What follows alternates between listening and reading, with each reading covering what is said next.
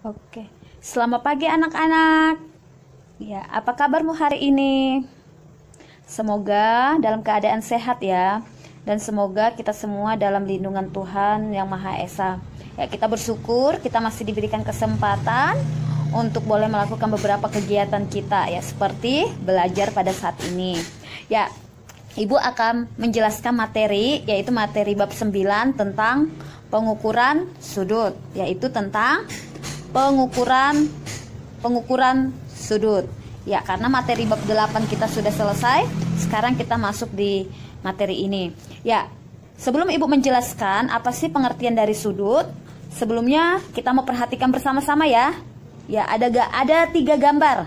3 gambar ini kita mau mengamati bahwa ketiga gambar ini, yang pertama itu adalah kegiatan memanjat tebing. Ya, yang berikutnya adalah kegiatan orang mengukur kemiringan jalan. Yang berikutnya, gambar ketiga itu adalah mengukur rentang gerak siku tangan. Ya, ketiga gambar ini adalah contoh kegiatan yang menggunakan pengukuran sudut. Ya, sebelum kita memahami alat apa sih yang digunakan untuk pengukuran sudut itu, namun sebelumnya kita harus paham dulu apa itu sudut. Ya, apa itu sudut? Kita buka halaman 165. Ya, kita mau paham dulu ya sudut itu. Sudut adalah 2 garis yang bertemu pada suatu titik dan akan membentuk sudut. Itu dikatakan sudut. Sekali lagi Ibu katakan. Arti dari sudut adalah 2 garis lurus yang bertemu pada satu titik dan akan membentuk sudut. Yang dikatakan 2 garis itu adalah kaki sudut. Ya, kaki sudut akan bertemu dan membentuk satu titik, di mana titik itu yang akan membentuk sudut. Ya, misalkan contoh ada di gambar ini ya. Di sini ada terdapat sudut BAC atau juga bisa kita sebut sudut CAB. Ya, menulis sudut itu seperti ini. Sudut BAC. Kalau menulis sudut seperti ini ya. Beri tanda seperti ini. Ya. Ini adalah sudut CAB atau bisa juga sudut BAC. Ya, yang dikatakan kaki sudut itu ada 2 ya. Ingat, kaki sudut ada berapa? Ada 2. Yang pertama itu adalah kaki sudut garis AB. Mana garis AB? Ini garis AB ya. Ini garis AB. Itu dikatakan kaki sudut. Kaki sudut pertama. Kaki sudut yang kedua itu adalah AC. Jadi kaki sudut ada berapa? Ada 2 ya.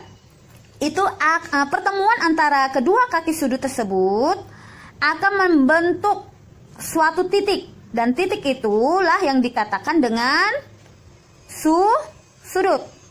Ya, itu pengertian tentang sudut. Berikutnya, misalkan ada gambar berikutnya. Ini gambar sudut PQR.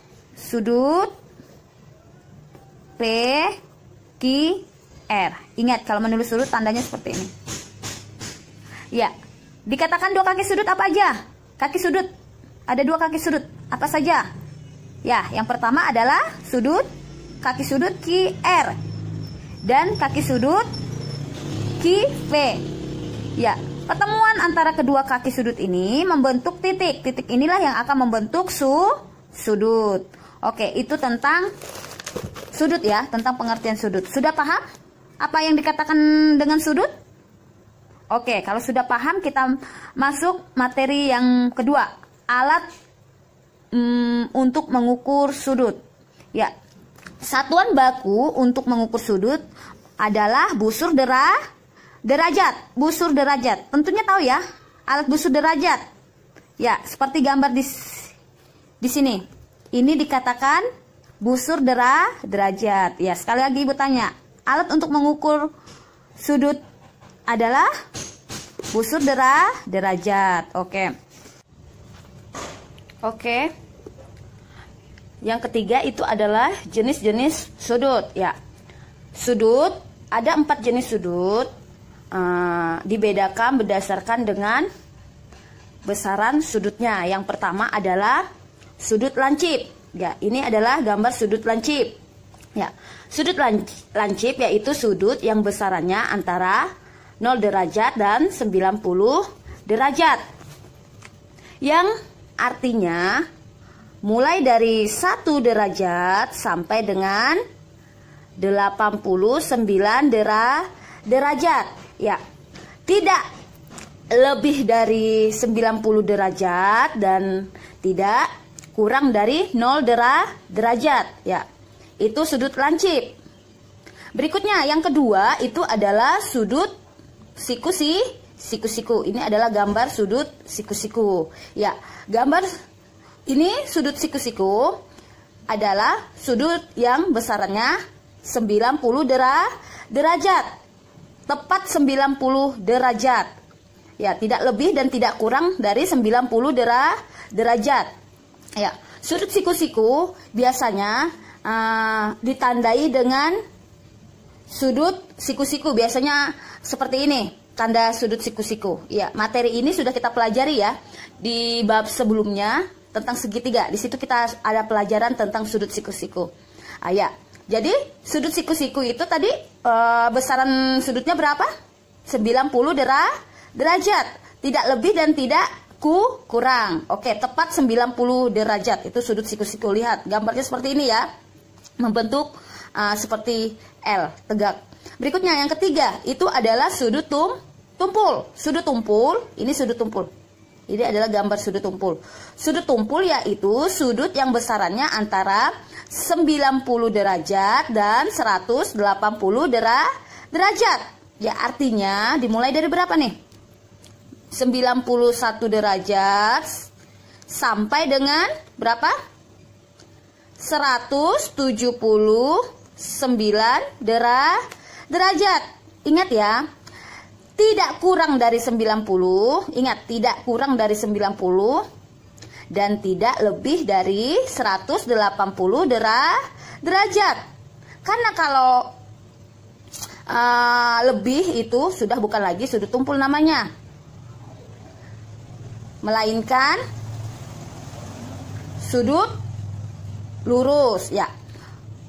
Oke, ini gambar sudut apa namanya, sudut tumpul. Berikutnya sudut lurus. Yang keempat, sudut lurus itu adalah sudut yang tepat besarannya 180 derajat. Itu dikatakan itu dikatakan sudut lurus. Ini ya gambar sudut lurus. Ya, ini sudut lurus.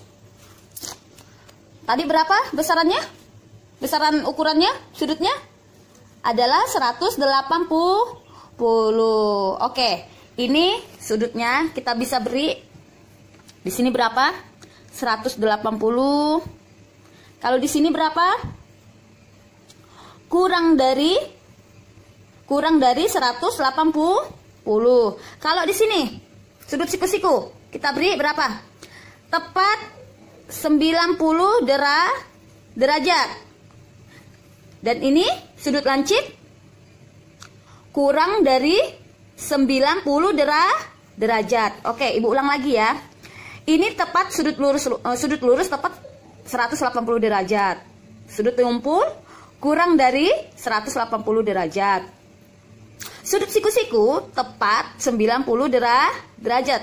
Sudut lancip kurang dari 90 derajat. Jadi harus ingat ya, ada 4 jenis sudut berdasarkan besarannya. Yang pertama adalah sudut lancip, sudut siku-siku, sudut tumpul, dan sudut lurus. Oke, kita mau melihat contoh dalam kehidupan kita sehari-hari tentang sudut. Ya, yang pertama itu adalah contoh sudut tumpul ya. Ini sisi atap, perhatikan garis yang warna pink. Ini membentuk sudut tumpul. Oke, berikutnya adalah contoh dari sudut siku-siku. Lihat gambar pink, garis pink ini. Garis pink ini membentuk sudut siku-siku. Berikutnya gambar sisi piramida. piramida. Lihat gambar garis yang pink.